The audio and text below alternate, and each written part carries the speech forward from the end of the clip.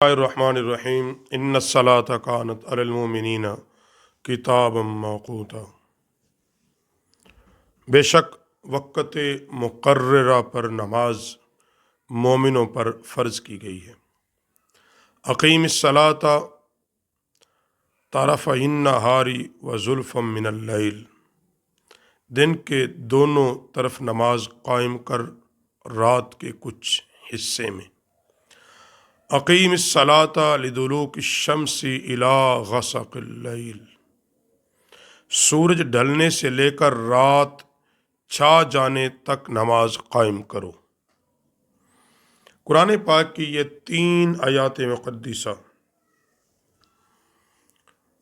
اللہ اس میں نماز کے اوقات کا ذکر کر رہا ہے۔ جس طرح نماز پڑھنے کا اللہ نے حکم دیا، نماز کو اس کے وقت کے اندر ادا کرنے کا بھی حکم دیا۔ اب یہاں جو بات کہ نماز کے اوقات کیا ہیں، ہمارے ہاں موجودہ معاشرے میں اس پر بھی تقسیم ہے۔ بعض لوگ کہتے ہیں فجر کی جس وقت پڑھیں تو ہوتی ہے، اس وقت پڑھیں نہیں ہوتی۔ بعض احباب ظہر کے ادا کرنے پہ تذبذب کا شکار ہیں، اور بعض دفعہ ایک آدمی ظہر کی نماز پڑھ لیتا ہے اور اس کو یہ بات کہہ دی جاتی ہے کہ آپ کی نماز نہیں ہوئی، لہذا دوبارہ پڑھ، اور صرف اوقات کی وجہ سے۔ تو اس کے بارے میں پہلے احادیث پاک سماعت کر لیں، پھر اس کو میں آپ کو سمجھا دوں گا تاکہ آپ کی سمجھ میں یہ بات تفصیل سے آ جائے۔ حضرت ابو موسیٰ رضی اللہ تعالیٰ عنہ، مسلم شریف کے اندر 1393 نمبر حدیث ہے، اور ابو داؤد کے اندر 395 نمبر۔ رسول اللہ صلی اللہ علیہ وسلم سے روایت کرتے ہیں کہ ایک آدمی آپ علیہ السلام کے پاس نمازوں کے اوقات کے بارے میں پوچھنے کے لیے حاضر ہوا اور عرض کی، یا رسول اللہ صلی اللہ علیہ وسلم، مجھے نماز کے اوقات سمجھا دیجیے۔ تو آپ علیہ السلام نے اسے کوئی جواب نہیں دیا، وہ آدمی بیٹھا رہا۔ تو آپ علیہ السلام نے صبح پھوٹتے ہی حضرت بلال کو حکم دیا، تو انہوں نے صبح کی نماز کھڑی کر دی، یعنی آذان پڑھی، اور پھر نماز کے لیے آقا علیہ السلام نے امامت فرمائی۔ حالانکہ لوگ ایک دوسرے کو اندھیرے کی وجہ سے پہچان بھی نہیں سکتے تھے۔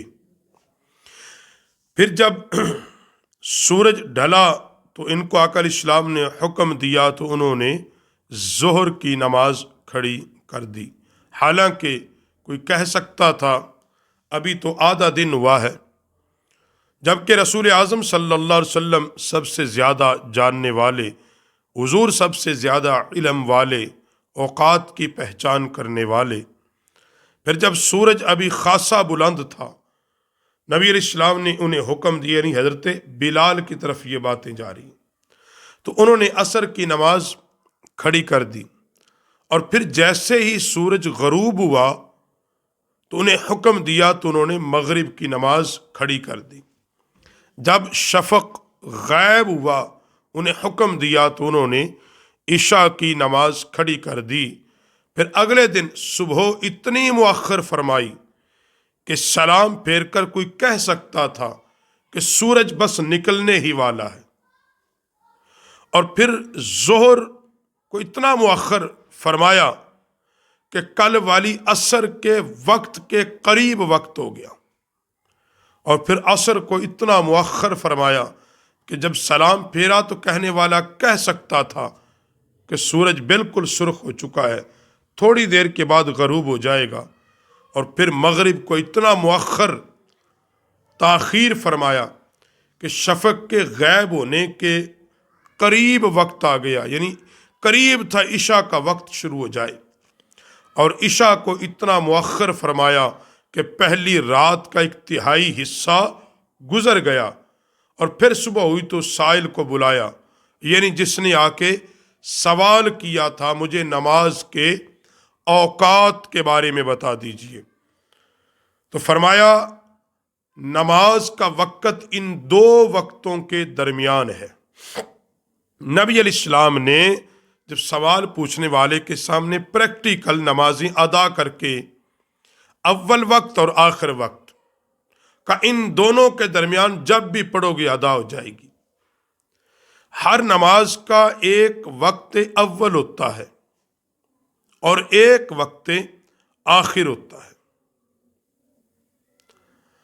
اول وقت میں پڑھیں تب بھی نماز ہو جائے گی، آخر وقت میں پڑھیں تو بھی نماز ادا ہو جائے گی۔ یہ تو بحث ہی نہیں ہے، یہ بنا دیے گئے ہیں مسائل کہ جی اس نے اس وقت پڑھی لہذا اس وقت جی فلانے مکتب کا ٹائم تھا، فلانے فرقے کا ٹائم تھا، اس نے تو اس میں پڑھ لی ہوئی نہیں ہے۔ یہاں نماز کے ادا کرنے کا حکم ہے، اس کا تعلق فرقوں سے ہے ہی نہیں۔ وہ کوئی بھی جماعت ہو، کوئی بھی گروہ ہو، وہ وقت جو آقا علیہ الصلوۃ والسلام نے حکم ارشاد فرمایا، عمل فرمایا، اگر کوئی اول وقت میں پڑھے گا تو بھی ہو جائے گی، آخر وقت سے پہلے جب بھی پڑھے گا تو ہو جائے گی۔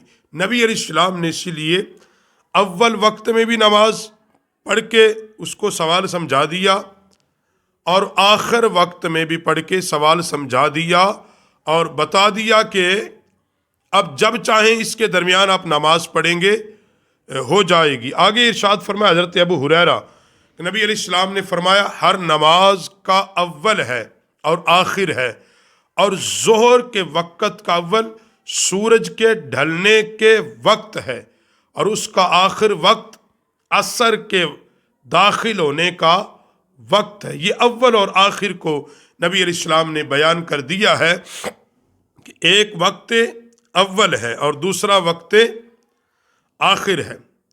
نماز کا وقت شروع ہو چکا ہے، اذان پڑھیں نماز پڑھ سکتے ہیں، اور آخری وقت سے پہلے حضرت ابو ہریرہ رضی اللہ تعالیٰ عنہ سے جب نماز کے وقت کے بارے میں پوچھا گیا، فرمایا تمہیں بتاتا ہوں کہ ظہر کا وقت جب بڑھ جائے تیرا سایہ تیرے قد کے برابر ہو جائے گا، عصر اس وقت جب بڑھ جائے تیرا سایہ تیرے قد کے 2 گنا، یعنی اب ظہر کے وقت کو وہ تعین کرتے ہیں۔ مطلب آدمی کھڑا ہے، اب بالکل برابر ہو چکا ہے سایہ۔ ایک وقت آتا سورج بالکل سیدھا، ہر چیز کا سایہ برابر، اور جو ہی سایہ ڈھلنا شروع ہو جائے ظہر کا وقت شروع ہو جاتا ہے۔ یعنی ایک مثال کے طور پہ سمجھانے کے لیے ٹھیک 12 بجے سورج بالکل سیدھا اور آپ کا سایہ بھی بالکل برابر ہے۔ اب سایہ ڈھلنا شروع ہو چکا ہے، سایہ ڈھلنا شروع ہو چکا ہے، اور حدیث پاک میں تیرا سایہ تیرے قد کے برابر ہو جائے، یعنی ایک بالشت، تو تیرا سایہ بھی ایک بالشت اگر ہو چکا ہے تو اب کیا حکم ہے کہ تم ظہر کی نماز پڑھ لو۔ وقت کب تک ہے؟ جب تک یہ سایہ 2 گنا نہ ہو جائے، کسی بھی چیز کا سایہ 2 گنا نہ ہو جائے، اس وقت جب 2 گنا ہوگا تو عصر کا وقت شروع ہو جائے گا۔ اور عصر کا وقت کب تک ہے؟ جب تک سورج غروب نہیں ہوتا، مغرب کا وقت شروع نہیں ہو جاتا، اور جب تک خوب اندھیرا نہیں چھاتا عشاء کا وقت شروع نہیں ہوتا۔ اور اسی طرح جو فجر کا وقت ہے یہ سورج نکلنے سے پہلے سحری کے بعد اور سورج نکلنے سے پہلے اب جب بھی پڑھیں گے نماز فجر ہو جائے گی۔ اب کوئی اول وقت میں پڑھتا ہے تو بھی ہو جائے گی، کوئی آخر وقت میں پڑھتا ہے تو بھی ہو جائے گی۔ حضرت خالد بن دینار فرماتے ہیں ہمارے امیر نے ہمارے ساتھ جمعہ پڑھا اور حضرت انس سے پوچھا کہ رسول اللہ صلی اللہ علیہ وسلم ظہر کیسے پڑھا کرتے تھے؟ فرمایا جب سردی ہوتی تو سرکار ظہر کی نماز جلدی پڑھتے، اور جب گرمی ہوتی تو دیر سے ادا فرماتی۔ یہ نبی علیہ السلام کا طریقہ تھا کہ سردی میں ظہر کو جلدی یعنی یوں کہہ لیں اول وقت میں، اور گرمی یعنی درمیانے یا آخر وقت میں سرکار پڑھتے، اور ویسے بھی حکم ہے فرمایا کہ عصر کے لیے اس کو ٹھنڈا کر کے پڑھو، یعنی اس کو انتہائی وقت کے ساتھ پڑھو۔